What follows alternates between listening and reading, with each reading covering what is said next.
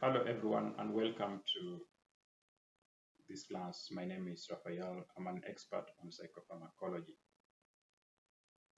In my previous classes, I talked about two classes of antidepressants. I talked about the SSRI. I talked about the SNRI. Now, there are many other antidepressants that don't fall neatly into the two categories that I talked about. And we call these other antidepressants or atypical. In today's class, I'll look at three antidepressants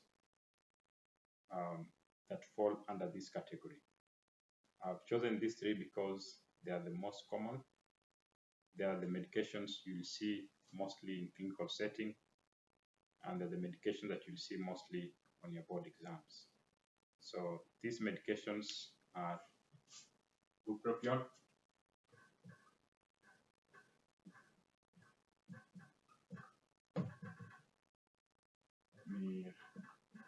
mirtazapine,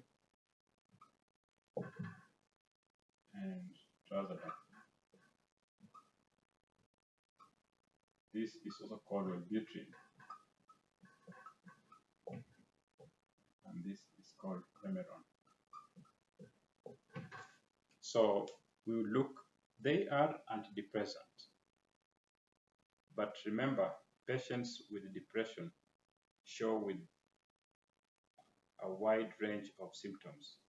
So in as much as these medications treat depression, you can use their side effects to treat depressions too. So if a patient is depressed, for example, and he's not eating and he's not sleeping, then you can choose a medication that will make them more sedated so that they can sleep. At the same time, that medication can increase their appetite.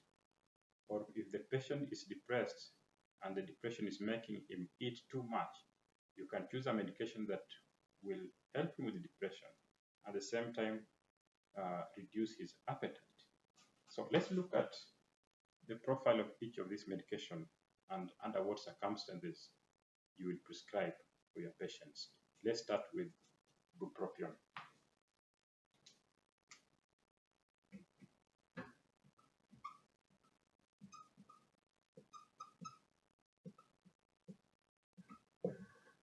Bupropion is also called Wellbutrin.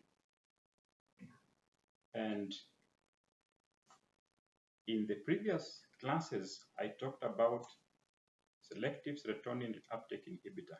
In that case, only one neurotransmitter was involved, serotonin. And then I talked about serotonin norepinephrine uptake inhibitor. In that case, there were two neurotransmitters. Wellbutrin, bupropion, also has two neurotransmitters involved, and we are bringing in another neurotransmitter called dopamine. So this is norepinephrine,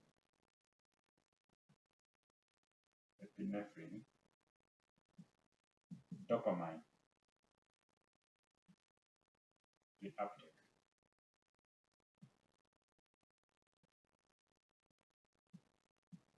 So NDRI.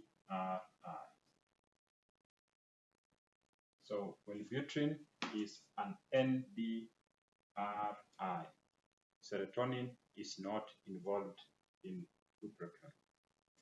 So bupropion, some of the things you need to know about Wellbutrin is that it treats depression.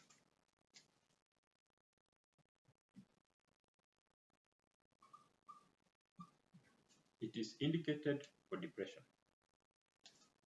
Apart from depression, Wellbutrin can help with smoking cessation. So smoking cessation.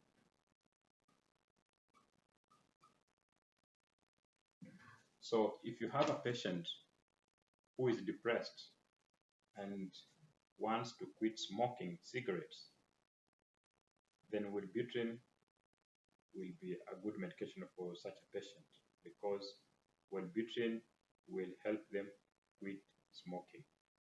So it's good for smoking cessation.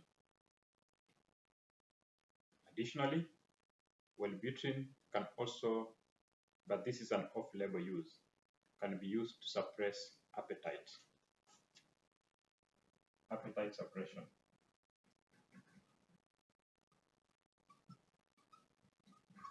So if you have a patient who has a dangerously high BMI,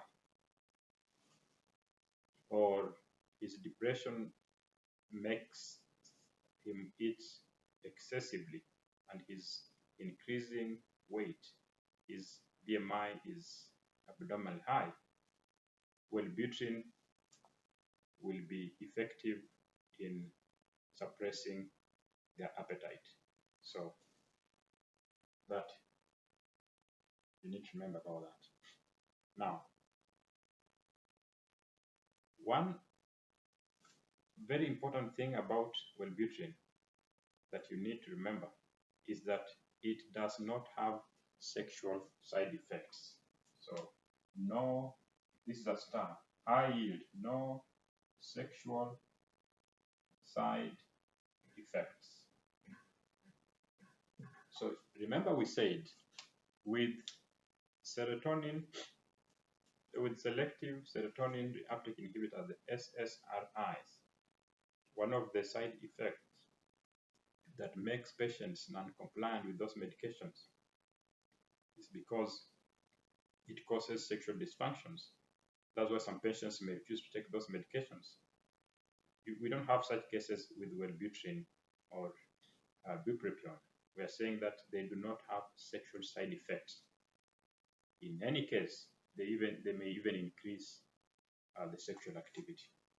So if you've given your patient SSRI medication and the patient comes complaining about sexual dysfunction, switch the medication to Wellbutrin. And that's why I said that you need to assess the patient and find out if he's sexually active.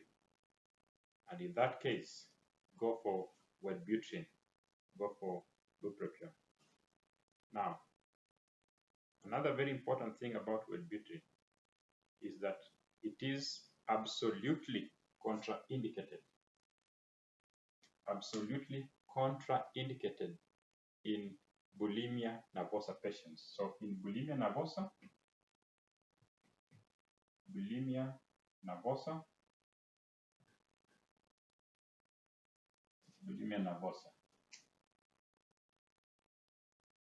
contraindicated. Absolutely.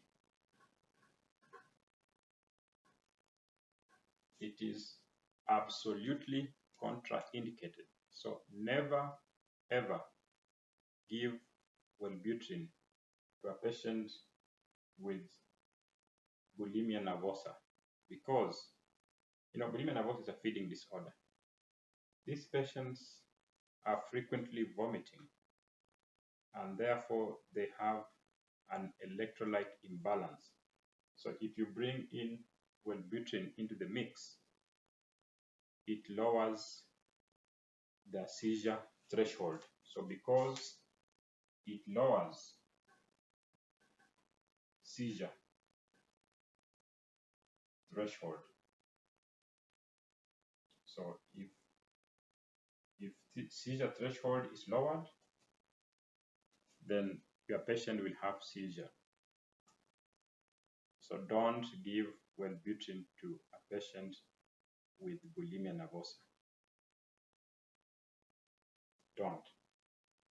So the takeaway from this Wellbutrin, the things you need to remember is that Wellbutrin has norepinephrine and dopamine involved. Okay. Secondly, Wellbutrin much as it treats depression, it can also help in smoking cessation. And it can also suppress appetite. And it does not have sexual side effects like the SSRIs. And lastly, it is contraindicated in bulimia patients because of the potential to lower seizure threshold. Now, let's look at another antidepressant called mirtazapine. So we look at this.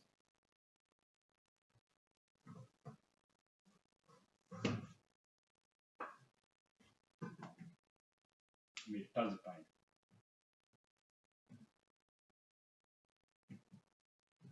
Remeron. Now, Remeron has, as an antidepressant, it is unique. It's unique in the sense that it's an alpha 2 receptor antagonist.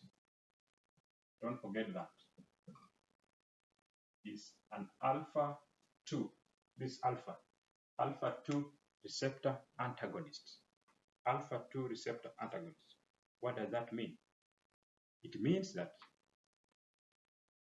it inhibits the inhibitor of sympathetic nervous system. If it inhibits the inhibitor of the parasympathetic nervous system, then it means it increases the sympathetic output overall. So another thing you need to know about Remeron is that, well, it is antidepressant, yes, but it's very sedating. So it is sedating.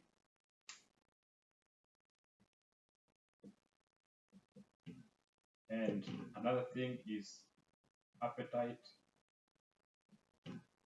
stimulant. So if you have a patient who is depressed and is presenting with insomnia, lack of appetite, and since he's not eating, he's lost weight, and his BMI is dangerously low, so you need to start this patient on Remeron because it will make them eat. If a patient has lost appetite because of depression, he cannot sleep because of depression, then you need to go for Remeron. You need to go for mirtazapine because it will make them to be sedated and it will give them appetite. So since sedation is one of the effects of mirtazapine, don't give mirtazapine in the morning. Give it at bedtime. Now, this appetite stimulant is a bit controversial, especially in patients who are struggling to lose weight. It's understandable. But for patients, I said patients with a low BMI, for example, patients, let's say AIDS patients or cancer patients who need to have an increased BMI, then Remeron will be good for them. Or generally, patients who have lost appetite because of depression, then Remeron will be appropriate for them. And lastly, let's look at trazodone. And before I look at trazodone, you realize that in some clinical settings, they may use mirtazapine as sleep, as hypnotics, and it's okay. You can use that. If a patient is not able to sleep, you can use mirtazapine and they'll be able to sleep. So let's look at trazodone.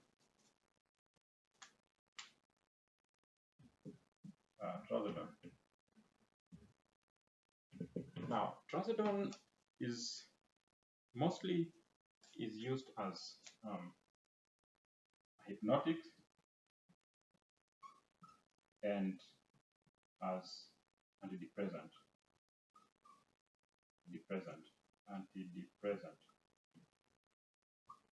So Mostly you can use trazodone to induce sleep, and you can also use trazodone as antidepressant. But you need to remember that low dose of trazodone, you cannot use low dose of trazodone as a sleep inducer. Low dose.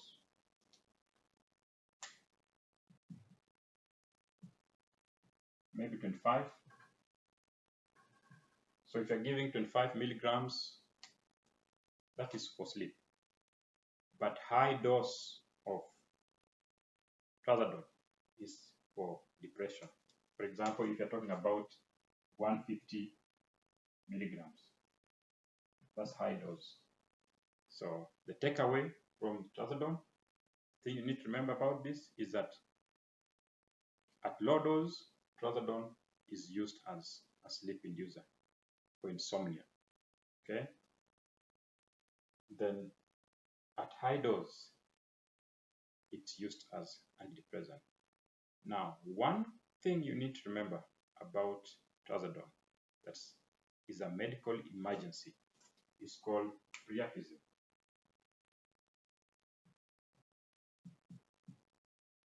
Priapism is a medical emergency.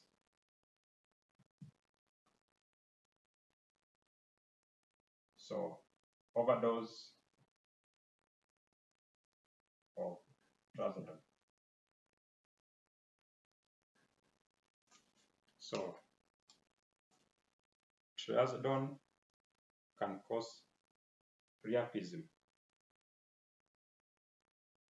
and priapism is a medical emergency. So don't forget that. Don't forget that. Priapism is a medical emergency, and you don't want your patient to get priapism because an overdose of trazodone. Ladies and gentlemen, thank you for attending this class, and I hope to see you in my next class where I'll be talking about one of the oldest class of antidepressants called tricyclic antidepressants, the TSA. Thank you again. This is Raphael, your resource person for psychopharmacology. Thank you and see you.